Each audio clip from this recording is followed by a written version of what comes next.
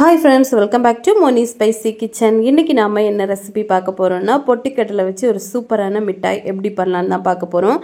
இது வந்து 90ஸ்க்கு எல்லாமே ரொம்ப ஒரு ஃபேவரட்டான மிட்டாய் ரெசிபியா இருக்கும். அது மட்டும் இல்லாம பெட்டி கடைகள்ல எல்லாம் கிடைக்கக்கூடிய ஒரு ஈஸியான மிட்டாய் கூட. இது வீட்ல ரொம்ப சிம்பிளா நம்ம வந்து செஞ்சு முடிச்சிடலாம். வெறும் 3 பொருள் மட்டுமே போதும். ரொம்ப சூப்பரா வந்து செய்ய முடியும். சோ கண்டிப்பா நீங்களும் செஞ்சு பாருங்க. இப்போ வாங்க இது எப்படி செய்யலாம்னு பார்க்கலாம். அதுக்கு முன்னாடி நம்ம சேனலை மறக்காம சப்ஸ்கிரைப் பண்ணுங்க, லைக் பண்ணுங்க, ஷேர் பண்ணுங்க. ஃபர்ஸ்ட் இது பண்றதுக்காக ஒரு கடாய் எடுத்து அடுப்புல வச்சிட்டு இதுல வந்து சரியா 2 கப் அளவுக்கு நான் வந்து பொட்டுக்கடலை எடுத்துருக்கேன். இந்த மாதிரி உடைச்ச கடலை எடுத்தோம் அப்படின்னா தான் அந்த ஒரு ஸ்ட்ரக்சரும் அந்த ஒரு டேஸ்ட் வந்து நம்மளுக்கு ஒரே மாதிரி கிடைக்கும். இதுவே நீங்க முழு பொட்டுக்கடலை எடுத்துட்டீங்க அப்படின்னா அந்த அளவுக்கு பர்ஃபெக்டா நம்மளுக்கு வராது. உருண்டை பிடிக்கவும் வர்றது கஷ்டம். ஸோ இந்த மாதிரி பொட்டுக்கடலையை எடுத்துக்கோங்க. இது வந்து நல்லா இந்த மாதிரி ரோஸ்ட் பண்ணி ஃபஸ்ட்டே எடுத்து நம்ம மாற்றி வச்சிடணும். அது ரொம்ப முக்கியம். அப்போ தான் நம்மளுக்கு உருண்டை பிடிக்கும் போதும் சரி, இல்லை நம்ம வச்சு சாப்பிடும் போதும் சரி, அது கெட்டு போகாமல் இருக்கும். இப்போ இது இந்த மாதிரி மாற்றி வச்சுட்டு சின்ன கடாய் எடுத்துகிட்டு இதில் 1 கப் அளவுக்கு வெல்லம் எடுத்திருக்கேன். இது கூட ஒரு 1/4 கப்பு தண்ணி சேர்த்துக்கலாம். நம்ம 2 கப்பு பொட்டுக்கடலைக்கு 1 கப்பு வெல்லம் அப்படிங்கிறது சரியா இருக்கும். நீங்கள் வெல்லத்துக்கு பதிலாக பனங்கற்கண்டு, அப்புறமா கருப்பட்டி, இது கூட நாட்டு சக்கரை, இது எது வேணால் நீங்கள் வந்து யூஸ் பண்ணிக்கலாம். எல்லாமே ரொம்ப சூப்பராக வரும். இப்போ இதில் நல்லா இந்த மாதிரி மிக்ஸ் பண்ணி இது நல்லா கரைஞ்சதுக்கு அப்புறமா இது ஒரு கடாயில் வடிகட்டி சேர்த்துக்கலாம். அப்போ தான் இதில் இருக்கக்கூடிய தூசு, மண், கல் எல்லாமே நம்ம வடிகட்டியில் வந்துடும். இல்லைன்னா நம்ம உருண்டை பண்ணும்போது உருண்டையில் அங்கங்கேயா அந்த கல் மண் இருக்கும்போது நம்மளால சாப்பிட முடியாது. அதனால் இந்த மாதிரி வடிகட்டி சேர்த்துக்கோங்க. இப்போ இதில் பாகு வந்து நம்ம கண்டிப்பாக பதம் பார்க்கணும். அதுக்கு முன்னாடி இதில் ஒரு 1/4 டீஸ்பூன் அளவுக்கு ட்ரை ஜிஞ்சர் பவுடர் சேர்த்துருக்கேன். அதாவது சுக்கு பொடி சேர்த்துட்டு நல்லா வந்து மிக்ஸ் பண்ணிக்கோங்க.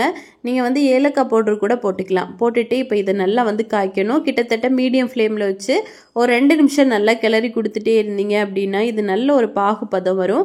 இது செக் பண்ணுறதுக்காக ஒரு சின்ன பவுலில் கொஞ்சமாக தண்ணி எடுத்துக்கோங்க.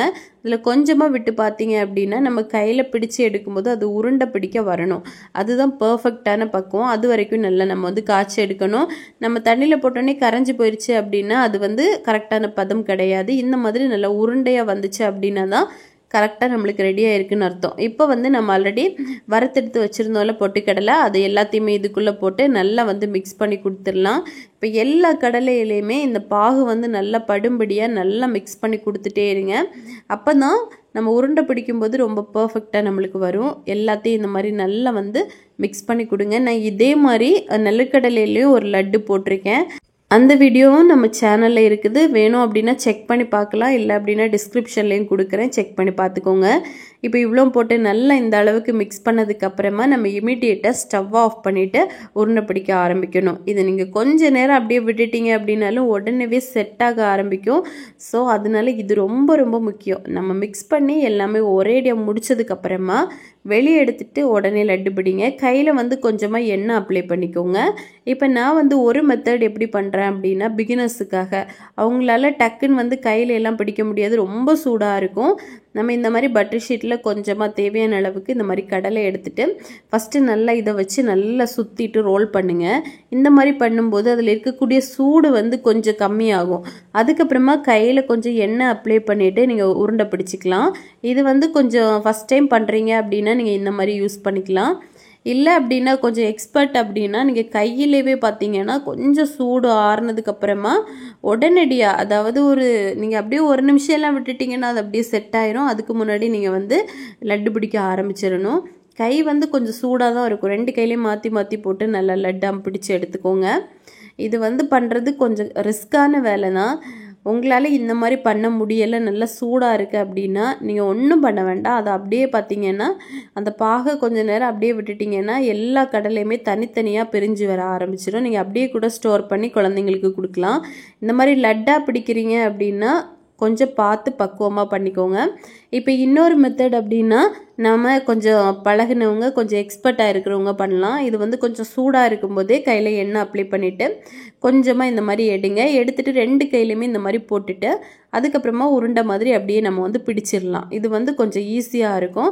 அதே மாதிரி ஃபஸ்ட்டு 1-2 உருண்டை உருட்டும் போது நம்மளுக்கு கை நல்லா சூடாக இருக்கும். அப்புறமா அந்த சூடு வந்து பழகிரும். அதனால் நீங்கள் வந்து கொஞ்சம் பார்த்து உருண்டைகளாக பிடிச்சிக்கலாம். இதுவே என்னோட கையும் பார்த்தீங்க அப்படின்னா கொஞ்சம் நல்லா ரெட்டிஷ் ஆக ஆரம்பிச்சிருச்சு கொஞ்ச நேரத்தில். அதனால் இது பண்ணுறீங்க அப்படின்னா கொஞ்சம் கேர்ஃபுல்லாக பண்ணிக்கோங்க. ஸோ கண்டிப்பாக ரொம்ப ஈஸியாக ரொம்ப ஹெல்த்தியாக நம்ம வந்து பண்ணி முடிச்சிடலாம். இது குழந்தைங்களுக்கு டெய்லி நீங்கள் ஒன்று வச்சு கொடுக்கலாம், உடம்புக்கு ரொம்பவே நல்லது.